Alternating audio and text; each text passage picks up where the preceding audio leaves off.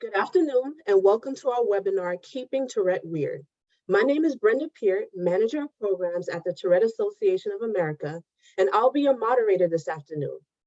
This webinar is being provided as part of the Tourette Health and Education Program, a program of the Tourette Association of America in partnership with the CDC. During the webinar, we will be very happy to hear from you and include your voice in the conversation. You may ask questions or share comments using the question panel on the bottom of the screen. We will collect your questions and address them at the end of the presentation. I would like to mention that funding for this webinar was made possible by a cooperative agreement with the U.S. Centers for Disease Control and Prevention.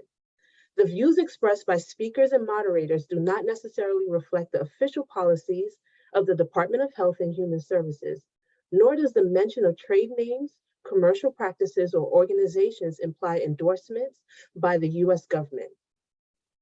It is my pleasure to introduce our speaker for this afternoon's webinar, Sophia Maier.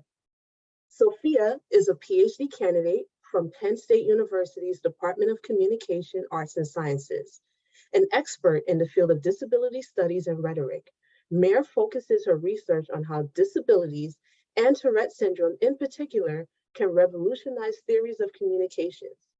Maier wrote her master's thesis, Touretterics, on Tourette syndrome's relationship to rhetoric, and was a guest on an episode of Tourette's podcast, Season 7, Episode 10. She is also the leader of Get the Frack In, a manifesto on the connection between disability and gender identity in academia that was published in the academic journal Python, Volume 22, Issue 4, Summer 2020.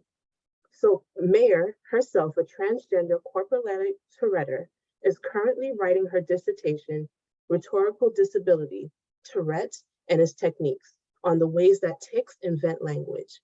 So without further ado, Sophia, please go ahead with your presentation.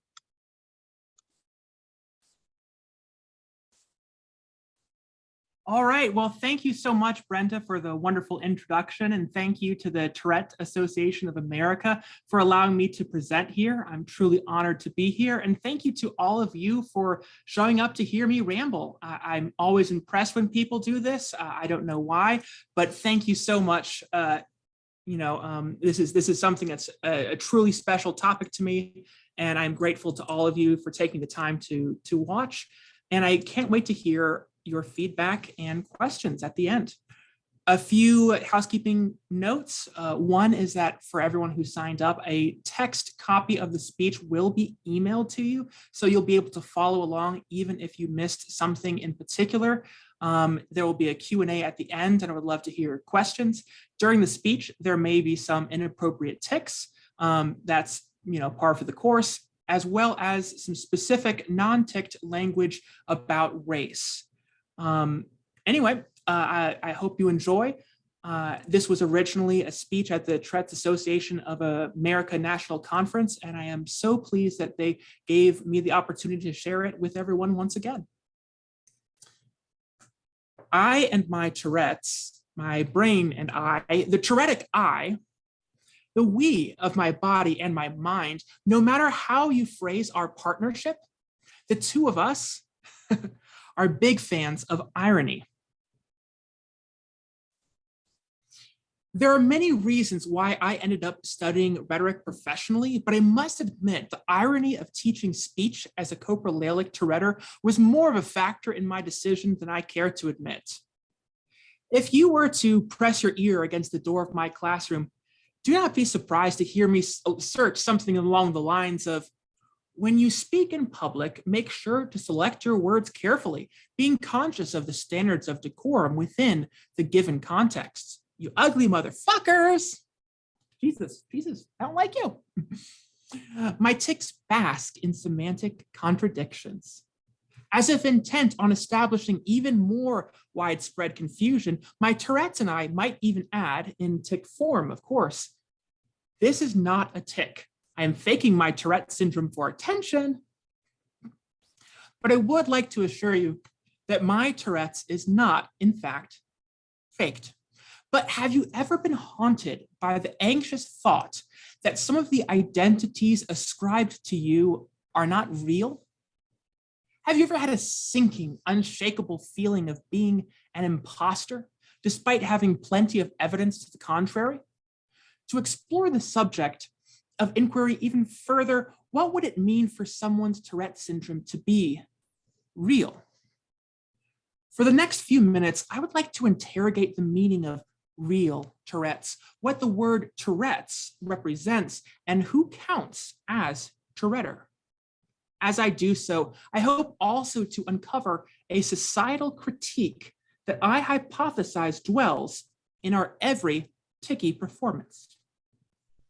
In order to try to get at the core of the meaning of Tourette syndrome, I would ask that you join me in temporarily, I promise, undiagnosing ourselves of the disorder.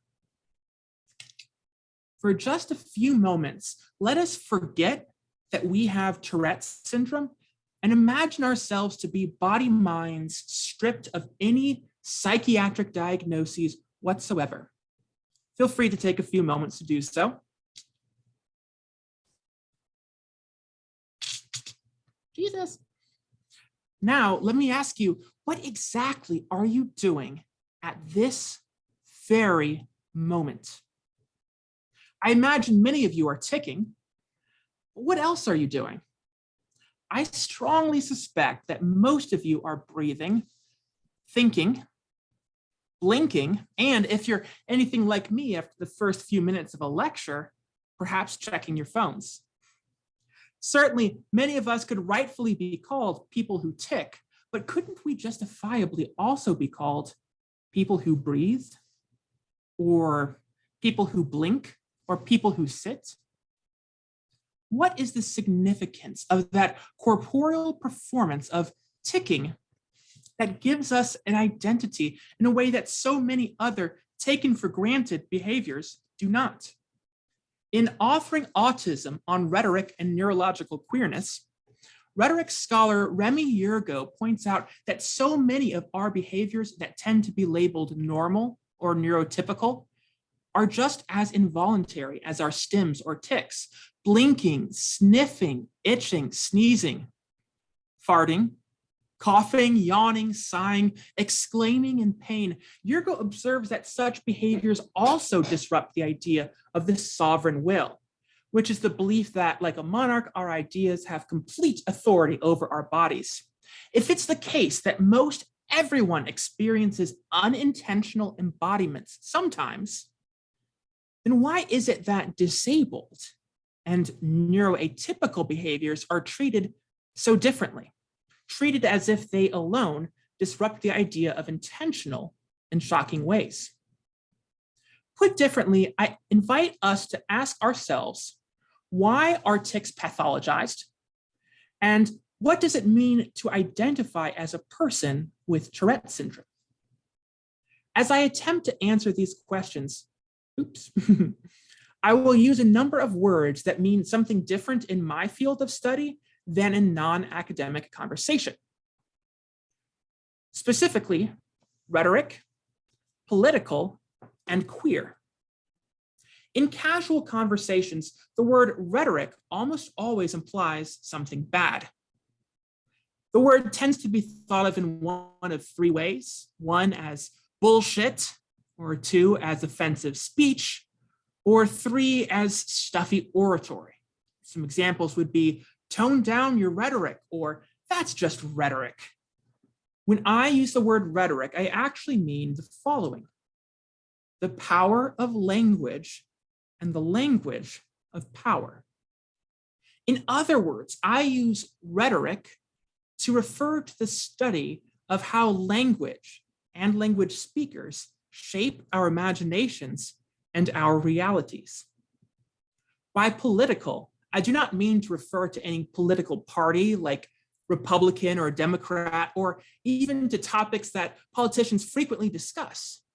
Instead, I use political to refer to the many ways that we choose to construct a society together. A polity implies more than a group of people who happen to be physically near one another. Instead, a polity refers to a community of people who make decisions both as individuals and as members of a collective. When I say that Tourette's is political, I don't mean that Tourette's will change anyone's votes later this year, but rather that the meaning of Tourette's comes from intentional societal structures. Finally, the word queer.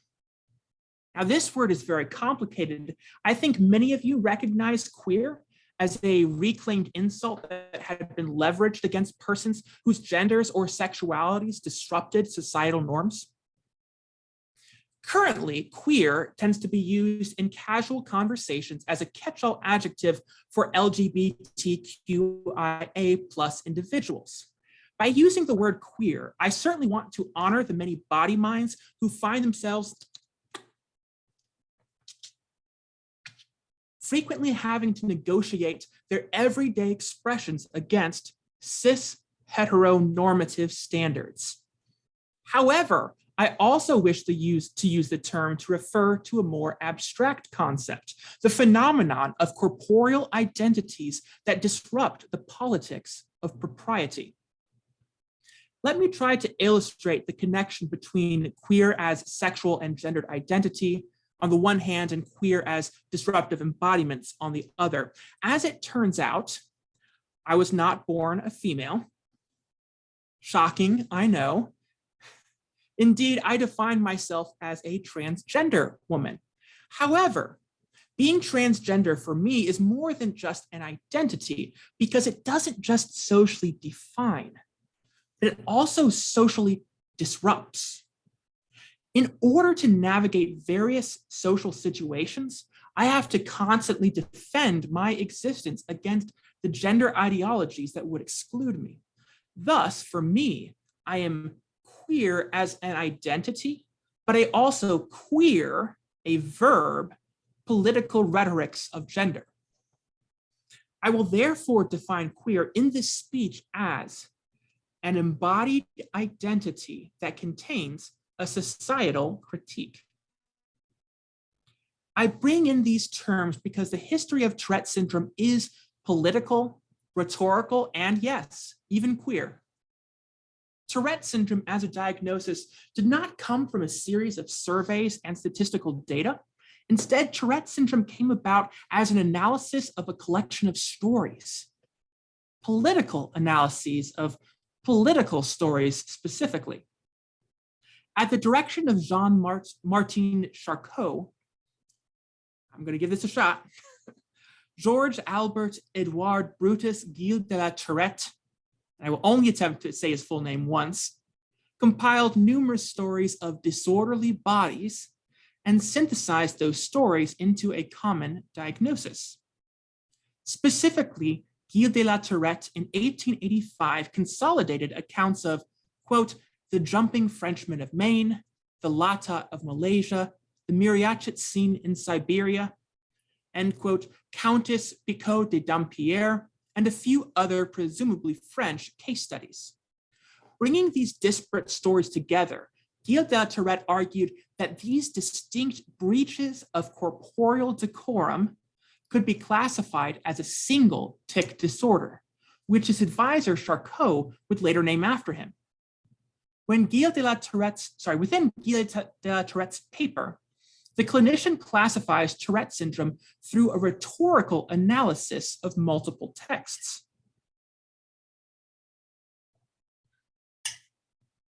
Like a student of literature, Gilles de la Tourette searched for themes in the interest of classifying genres. In this case, the genre of disorderly embodiment. Bear in mind that at this point in time, there was no such thing as a correct or an incorrect diagnosis of Tourette syndrome. At this early stage, Tourette syndrome was without established form, and thus the identification of Tourette syndrome was a matter of imagination. Gilles de la Tourette used rhetoric to analyze stories about disorderly bodies, and through his analyses, further proposed a method for rhetorically theorizing disorderly body minds themselves. This method would rely extensively on social and political norms to identify the disorderly qualities of the body minds in question, which we today refer to as Symptoms of tic disorders. To illustrate the connection between societal norms and medical diagnoses, please consider this picture.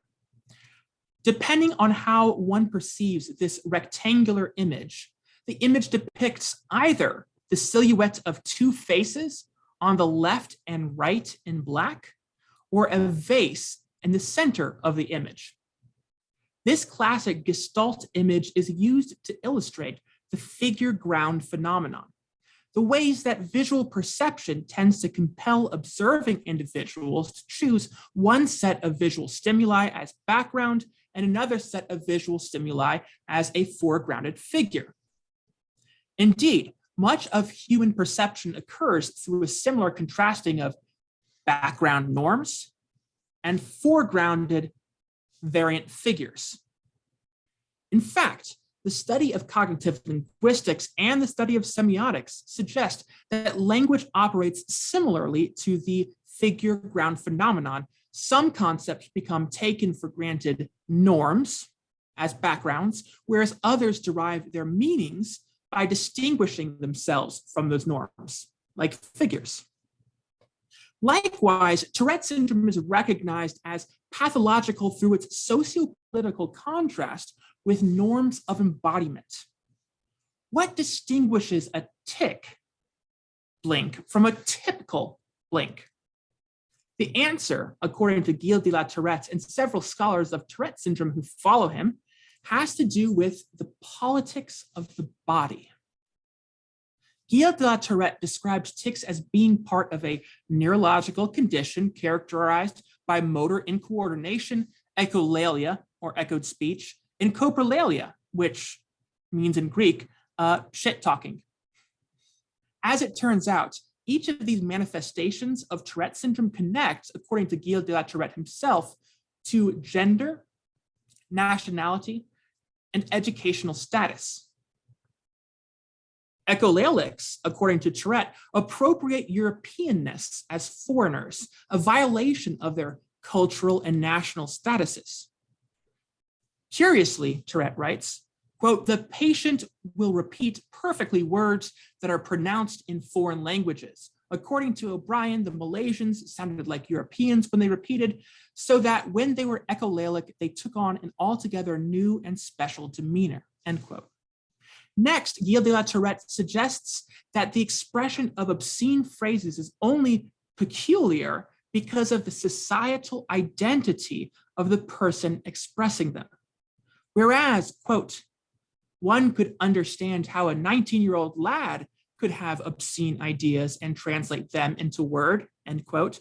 The idea that, quote, women, young girls, and boys of superior background and upbringing should change inarticulate screams into obscene expressions is particularly unusual and entirely unexplained, end quote. Regardless of its cause, coprolalia is pathological because it violates societal norms as well as the ideological forces that maintain those norms. One should expect boys of a superior background and upbringing to submit to their parents, for women to submit to patriarchal standards of decorum, and for young girls to submit to parents and patriarchal standards both. Healthy speech is thus, according to Gilles de la Tourette, defined within socio-political and socio-cultural norms. If indeed rhetoric is, quote, the power of language and the language of power, then the study and diagnosis of Tourette syndrome would, based on this representation, also imply the study and diagnosis of rhetoric. And I realize right now I'm speaking very technically, but I promise it will all wrap up in the end, and we'll see why I'm doing this, hopefully. In the first monograph on Tourette syndrome, tics and their treatment, the authors Maier and Findel follow up on Gilles de la Tourette's publication in conjunction with an individual they identify as patient O. Although Maier and Findel do cite other articles about tics from other medical scholars, they also base a surprising amount of their ideas about tics on the writings of patient O himself. Gaspard Itard, whose writings inspired Tourette's much later paper, characterizes tics in his 1825 paper as rebellions against what he terms the empire of the will. Similarly, Mage and Feindel connect tics to flawed volition. Mage and Feindel argue that a person with Tourette syndrome has, in part, a fundamentally weak will, characteristic of children, and in part, a variety of psychological imperfections that amplify these infantile characteristics. In order to structure their proposed method for diagnosing tic disorders, Mage and Feindel observe that typical movements follow a kind of orderly rhythm, whereas healthy functional actions are supposedly efficient, opportune, associated with a rational purpose, motivated to satisfy a moderately strong desire, and provoked in reasonable circumstances by rational idea. Tics may be redundant, excessively intense, exaggerated, inopportune, roused into activity by anything or nothing, and associated with irresistible desires, irrational thoughts, and irrational purposes. Indeed, Mage and Feindel frequently identified O's tics as unexpected behaviors. According to the authors, the disorderliness of tics operates in the mind, body, and language simultaneously, such that, quote, the tics of the mind reveal themselves by the tics of the body. On this ideological basis, the authors use O's disorderly rhetorical expressions as evidence of his being out of order generally. They write, for example, that O's, quote, wild muscular carnival, his motor tics, led to interrupted dialogues. Motor tics aside, Mage and Feindel remark that O's conversation, quote, is a tissue of disconnected thoughts and uncompleted sentences. He interrupts himself to diverge at a tangent on a new train of ideas, end quote. I don't know about you, but I find that very relatable. They also note that O's volatility, and this is another quotation, makes him cut short his own phrases or break in upon the conversations of others, end quote. They observe, furthermore, that on at least one occasion, O's, quote, language degenerated into brutality. Rhetorically, O's expressions were, based on Mage and Feindel's descriptions, disjointed, inappropriate, untimely, and even bestial. Thus, we find again that early medical scholars distinguished pathological tics from normal movements in almost the same way that observers distinguished between the faces and the vase in the Gestalt image.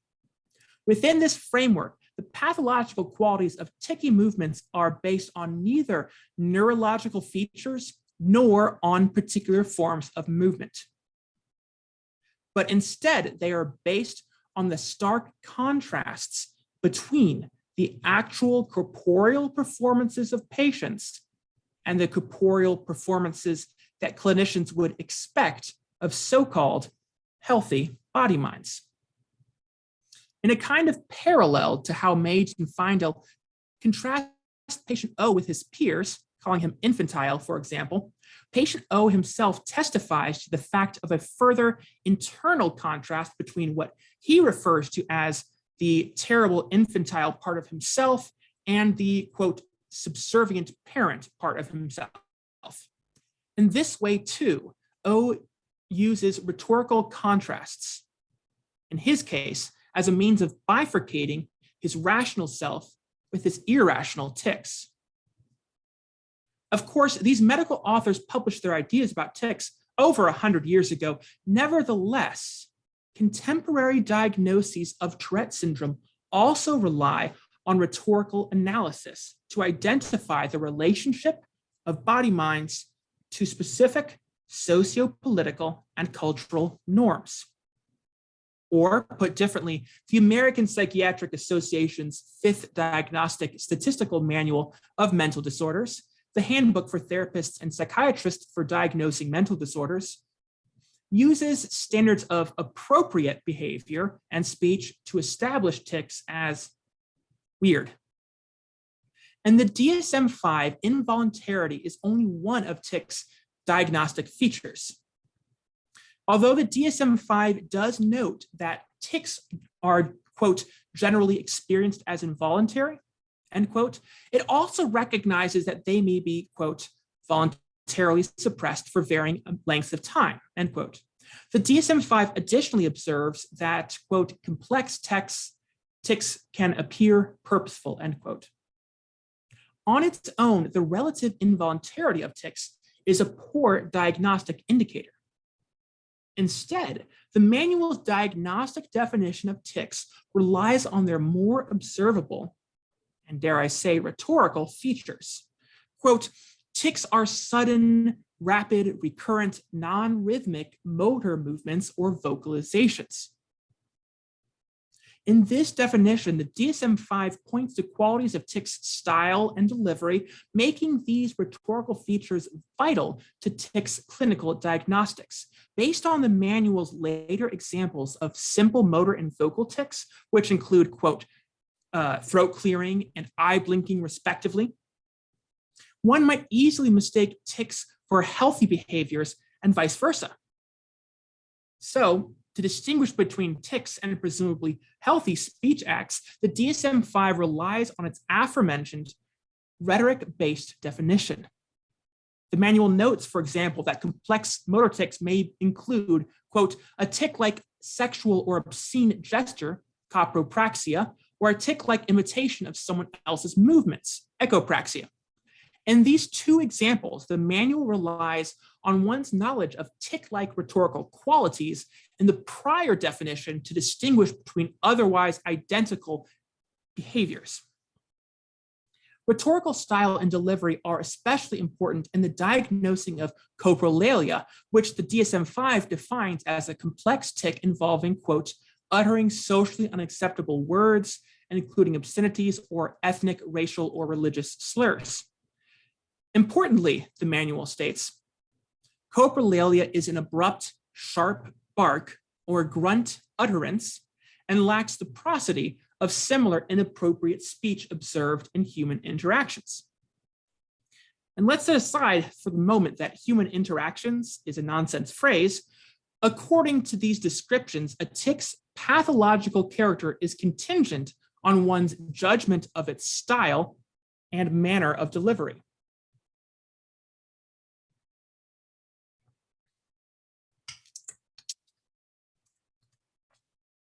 Under the fourth criterion, D, of each tic disorder, which is Tourette's disorder, persistent chronic motor or vocal tic disorder, and provisional tic disorder, the DSM-5 refers to tics simply as, and I love this to death, the disturbance. A fascinating phrasing, to be sure, and one that is consistent with the DSM-5's overall characterization of tics. In fact, the primary definition of tics in the manual assumes a specific set of healthy oratorical norms, an appropriate rhythm, relevance, rate, timing, tone, and sequence of syllabic emphases that tics fail to follow. Thus, the DSM-5's diagnostics requires a sensitivity to the set of rhetorical norms that the manual takes for granted. For a tic to be rapid, for example, requires a clinician to have a feel for the range of healthy speaking rates. Likewise, the term disorder in Tourette's disorder further implies the existence of a rhetorical orderliness that tics, or to use the DSM-5's term, the disturbance, disrupt. It is important while analyzing the history of Tourette syndrome to bear in mind that medical scholars defined the community of Touretters as an arbitrary political alliance based on the stories of body minds that they deemed similar. Who we are, the members of our community who count as Touretters, is both political and contrived. Moreover, the diagnosis of Tourette syndrome is, and has been since before Gilles de la Tourette's birth, a political practice of rhetorical criticism. Currently, to be diagnosed with Tourette syndrome requires the identification of behavioral contrasts with societal norms, some sense of how normal, healthy background norms of body, mind, performances distinguish themselves from their disorderly, pathological, ticky figural counterparts. Personally, I hesitate to uncritically accept the DSM-5's definition in its current form. I followed Jasbir Puar's, a profound scholar of queer theory and disability theory, warning to disability scholars to think beyond the simplistic binary of disability as extraordinary on the one hand and ability as normal on the other. What happens, she asks her reader, when the political and material structure of a society make having a disability commonplace? How do we understand circumstances in which a disability does not contrast with, but rather conforms to an audience's expectation of an individual? For example, if I start giving the finger, one might be confused as to why I'm doing that. That's a contrast with what they might expect for me to do. But maybe at a sports game, if I'm giving the finger, that doesn't contrast with the expectations, that actually conforms to the assumptions of behavior in that given context. So, have you ever noticed that so many of our advocacies on behalf of Tourette syndrome take the form of proving that we are very, very different from our tics? That aside from our tics, we are perfectly normal and entirely rational. Like patient O, so many of us tell stories about Tourette syndrome that optimally contrast our tics with our real selves, our otherwise rational and able body minds. I think some of you can finish this sentence.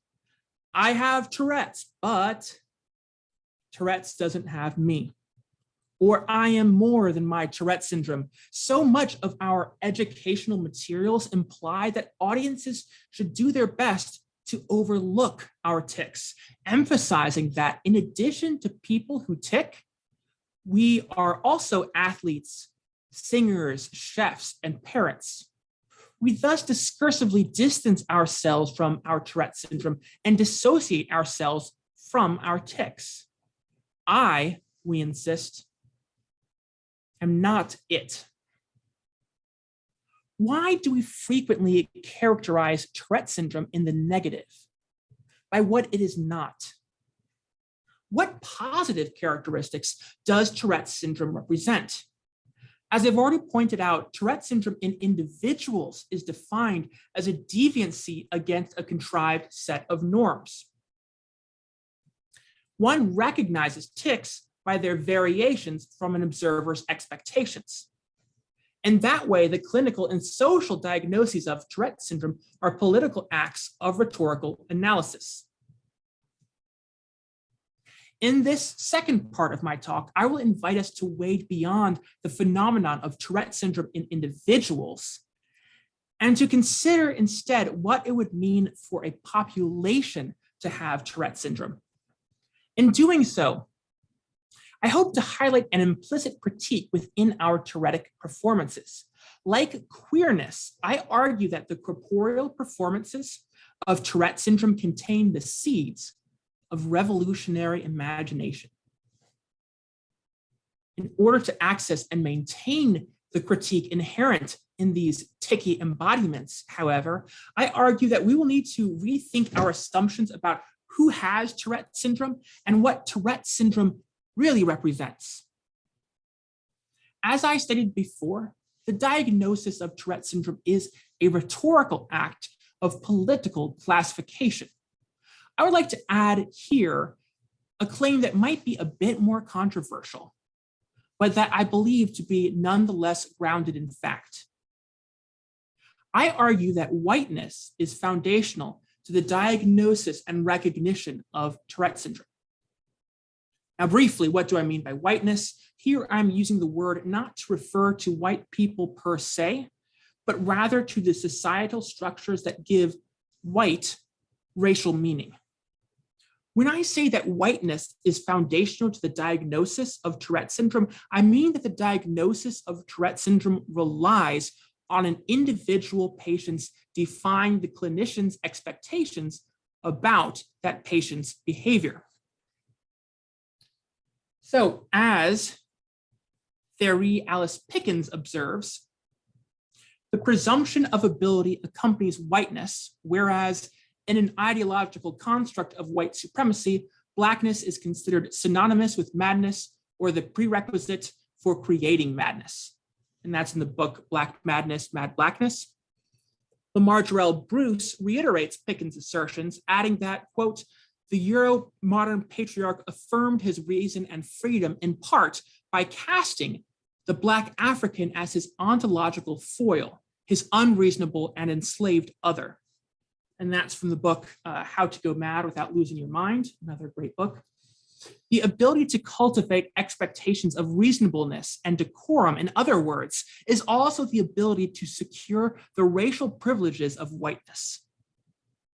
This connection between race and Tourette syndrome is more than abstract. Mage and Findell, reiterating the explicit colonial eugenic ideologies common at the time in Europe, make a shocking argument about who can and who cannot be diagnosed with Tourette syndrome. There are actually two main populations of humans that Mage and Findell argue cannot be recognized as having Tourette syndrome. One of these populations, young children, actually makes a lot of sense within contemporary sensibilities. According to the authors, it is only, and here's a quotation, it is only with the development of the psychical function about the age of 7 or 8 that revelation of its imperfection, if such exists, becomes possible, end quote. In other words, an adult observer has no expectation that an infant would have those rational motor responses typical of most adults, and thus the adult observer would have no way of knowing whether any particular behavior of the infant would be normal or pathological. Indeed, many behavior-based disorders still have an age cap in the DSM-5 today. Now, I do want to alert you to the fact that I will be discussing several passages from Mage and Findell that are profoundly racist.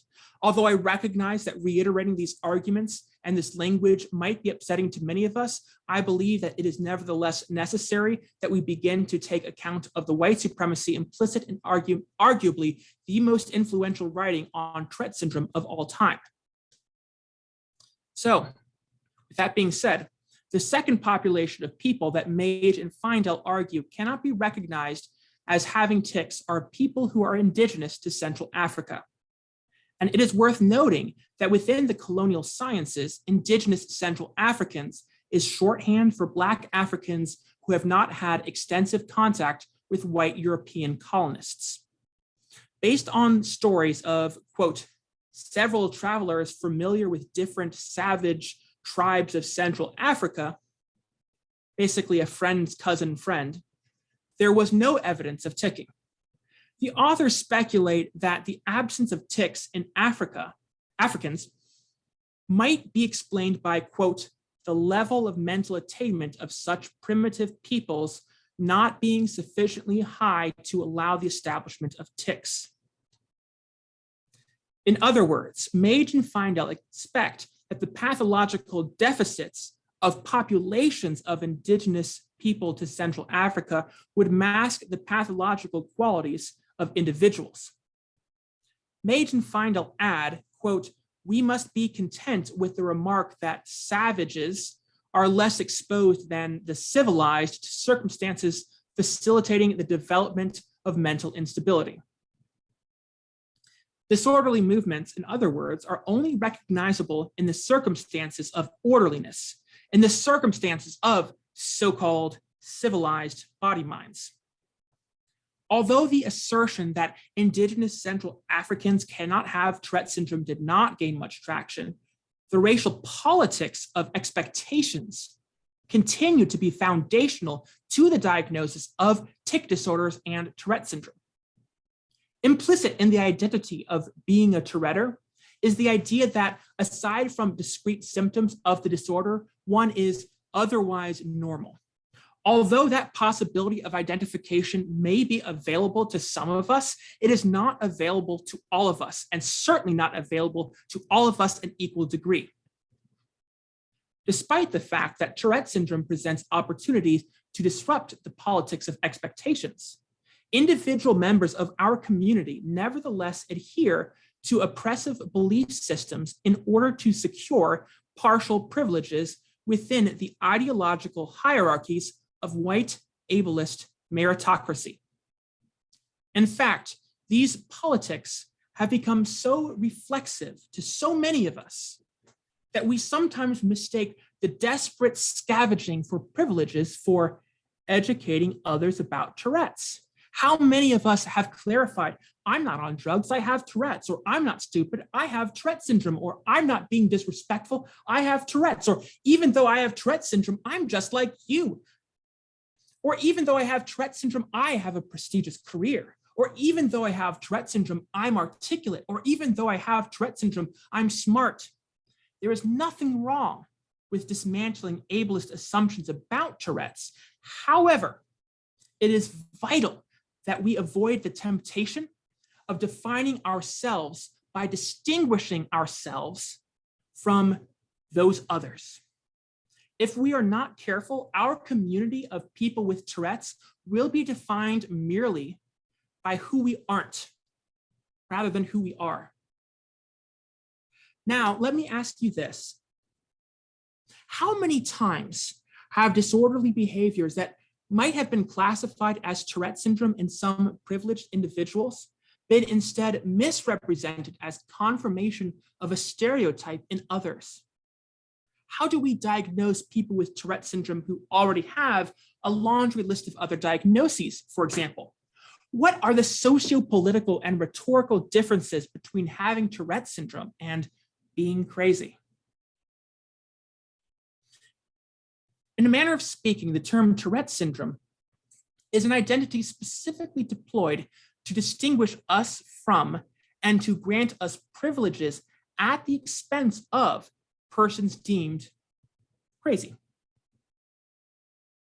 Given that Tourette syndrome is a diagnosis based on the rhetorical analyses of corporeal variations authored by white Europeans in the 19th and early 20th centuries, perhaps it is little wonder that the forces of ableism, anti-queerness, and whiteness operate at the root of our classification systems. However, this conference, and I guess we can translate that to this lecture, this seminar, is evidence that we have gone far beyond what Mage and Feindel and Gilles de la Tourette could have imagined. We are a large community of patients and clinicians alike working together to fight for the interests of Touretters, given that Tourette syndrome has always been political and always been rhetorical. And given that I have temporarily undiagnosed all of you, perhaps we could use this opportunity to redefine what Tourette syndrome means to us. What if, for example, instead of defining Tourette syndrome via contrasts with normal, proper, rational behavior, we instead thought of Tourette syndrome more broadly as disorderly embodiments? How many people have been suspended, arrested, convicted, ostracized, punished, or killed for having a body mind deemed out of order? We have the opportunity today too, instead of running away from the weird, embracing the queer critique implicit in the performance of Tourette syndrome. If we define queer as, quote, a corporeal identity with a critique, then indeed Tourette syndrome would be queer. The word queer comes with political baggage, which, being queer myself, I don't mind. Indeed, I wish for our community to support the LGBTQIA plus people whenever possible. However, in a pragmatic sense, Tourette's being queer simply means that the concept of Tourette's is socially productive. Tourette's doesn't just exist, it creates.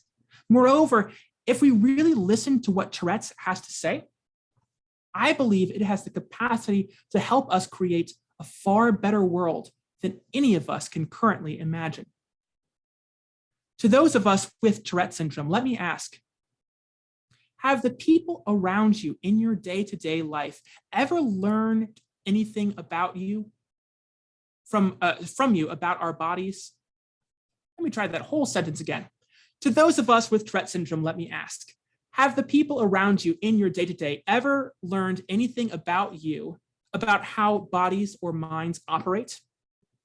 In her memoir, Welcome to Biscuit Land, Jess Tom writes extensively about the diversity of encounters that she, a person with Tourette syndrome, experiences. According to her descriptions, the people in Tom's life who most benefited from her Tourette's were those who gave her Tourette's a chance to teach. How audiences perceived Tom's tics could, for example, be the difference between whether tics were jokes, games, or a means of checking on Tom's health. Many of these functions of tics rely on Tom's having a good relationship with her audience at the time of the tic. When a good friend advised Tom to make a poster series for churches based on her tics that referenced God, Tom gave her friend a large poster with the words, "God loves you, except if you're a cunt." A 5-hour car ride with several good friends, a ride, Tom noted, some people might have predicted it to be a nightmare due to her TS, turned out to be a pleasant journey, in part because she and her friends turned her tics into games, including Tourette's emceeing to 90s Garage, Tourette's horoscopes, and Tourette's sing-along. Jesus, fuck you, goddamn cunt.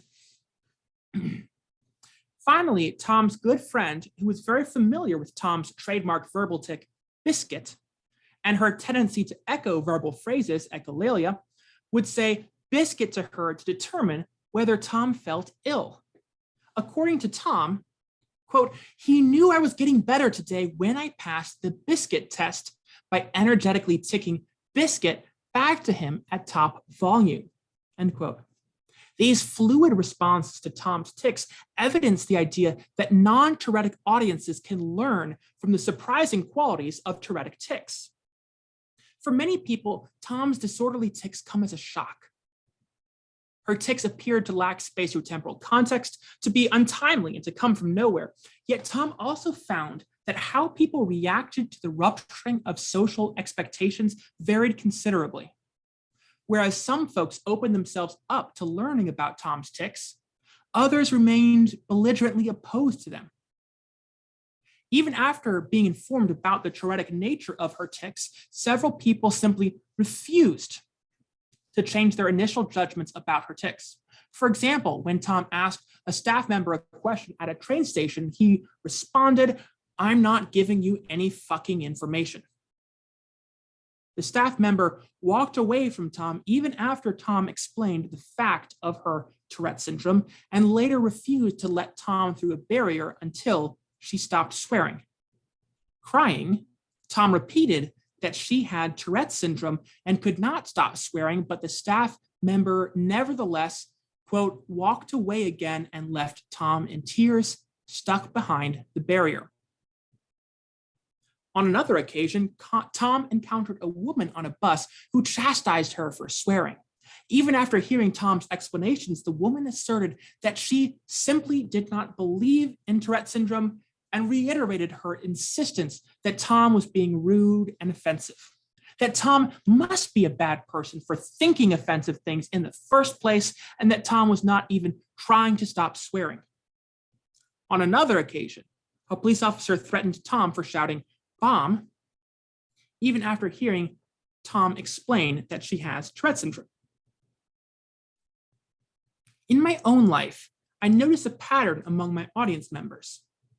I like to observe as the shock of acquaintances slowly morphs into the casual recognition of friends. For those who are open-minded, those who are willing to give us a chance, Tourette's has a lot to say about bodies, language, and relationships. To access the meanings within Tourette syndrome requires one to let go of one's preconceptions about language and bodies in favor of a recognition of the unique and queer characteristics of those of us with disabilities. Tourette's teaches us to let go of our insistence that we know about other people's bodies or other people's identities better than they do themselves. Tourette's requires of us a willingness to decenter our own ideological worlds and instead allow ourselves to imagine what new ideas a ticky land of biscuits has to offer. The first time I swore at my mother due to my Tourette's, she had asked me to take out the recycling. I replied, "Yes, ma'am, motherfucker." My mother, a polite to a fault Southern gentlewoman, laughed heartily to my great relief. Her compassion towards me allowed her to release her preconceptions about propriety in favor of learning how to better accommodate her daughter. Tourette's taught her that sometimes motherfucker means I love you. In the same way that we ask our audience members to open their minds to new meanings, we must also ask ourselves how to open our communities to the wide spectrum of disorderly embodiments in our society. Certainly, we could continue to conceive of Tourette syndrome through the strict lens of diagnosis. But as we've already discovered, the identity of Tourette syndrome is neither inevitable nor natural. By insisting that we have the capacity to define what Tourette syndrome means to us, we open ourselves to new anti-racist and queer-affirming political alliances. On this, the 50th anniversary of the Tourette's Association of America, let us recognize with pride what we've accomplished together. Since its inception, we Touretters have shared with clinicians the significance of our tics and shared with our community the significance of each other.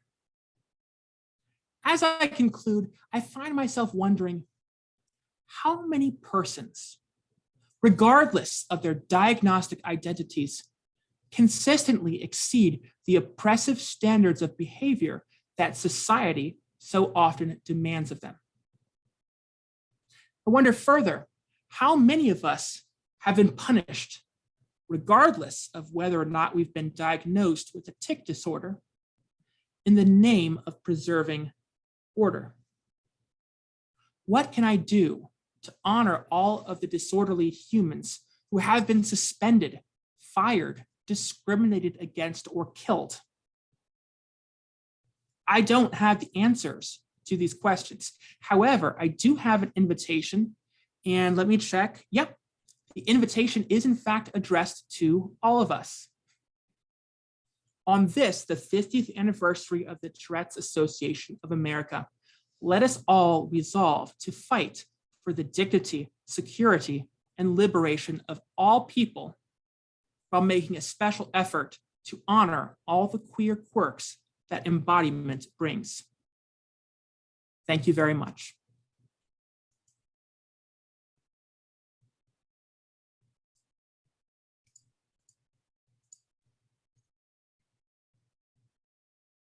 Thank you so much for an excellent presentation, Sophia. We're going to begin with questions right now. As a reminder, you can still submit your questions through the questions pane at the bottom of your control panel. And if we're not able to get to everyone's questions, we have a full-time information and referral staff who can answer your questions, as well as by emailing support@tourette.org or calling 1-888-4-TOURETTE, TOURET.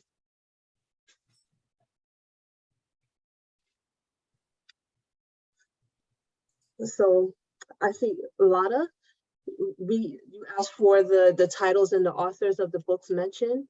We're going to send out a copy of Sure. the slides, and we can provide that as well.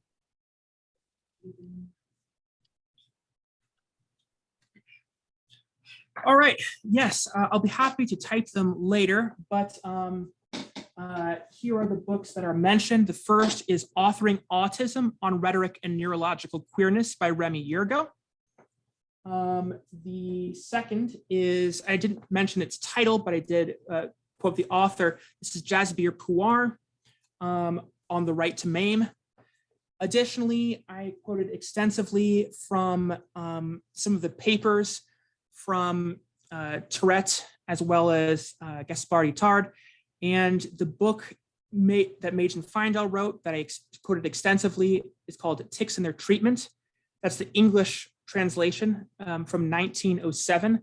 The original French was published in 1902. I also quoted from Thierry Alice Pickens's Black Madness and Mad Blackness, as well as How to Go Mad Without Losing Your Mind, Madness and Black Radical Creativity by Lamar Jarrell Bruce. And lastly, I quoted from Welcome to Biscuit Land by Jess Tom.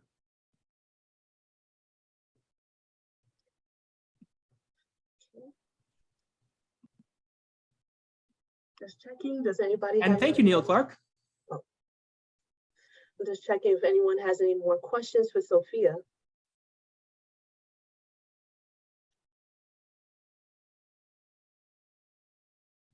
So Sophia, Jerry says, very encouraging to hear tics being referred to as positive.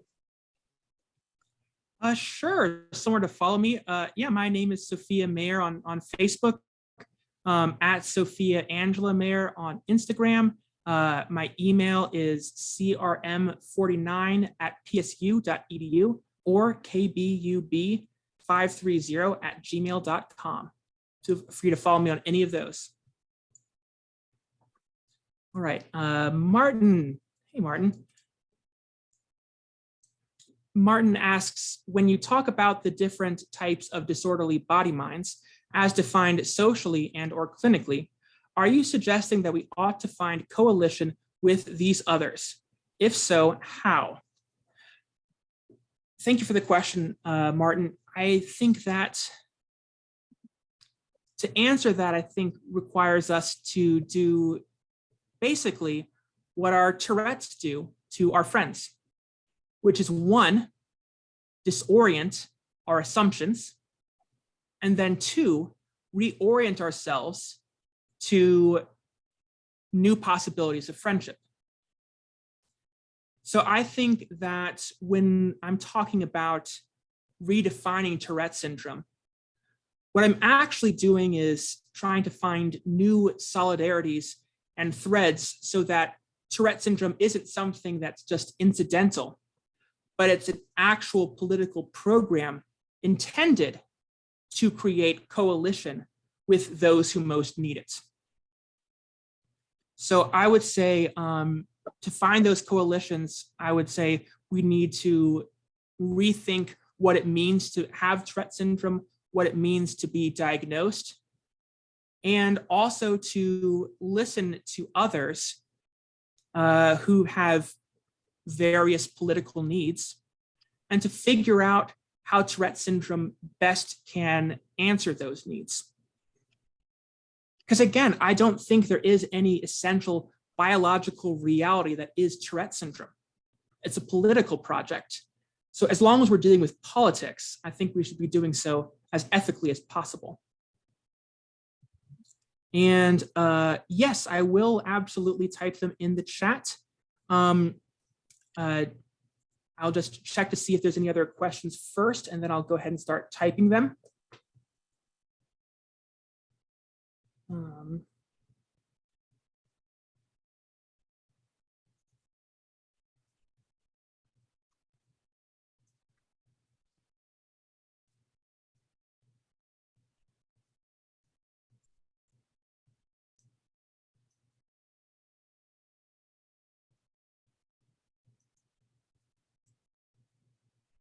Well, Sophia, I can include how people can find you when I forward them their presentation. All right, perfect. Thank you.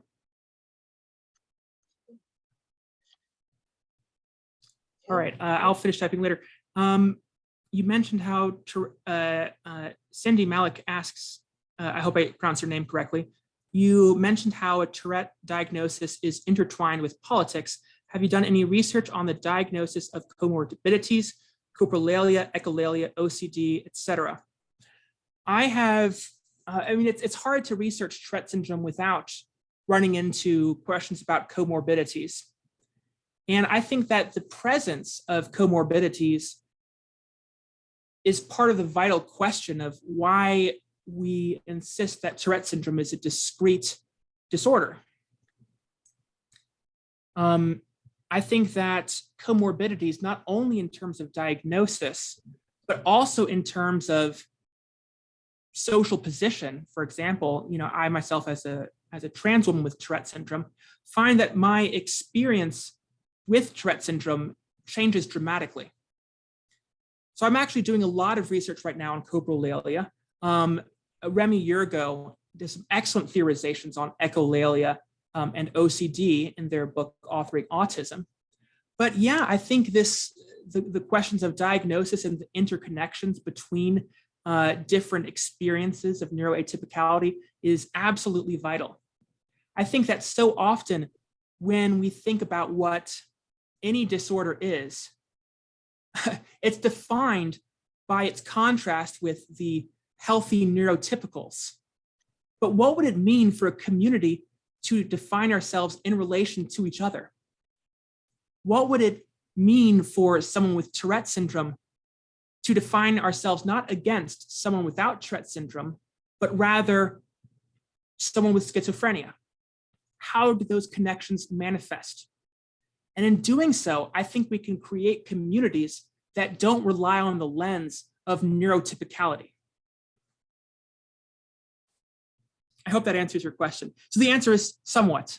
I'm not doing tons on OCD, but definitely several of the comorbidities. Yeah.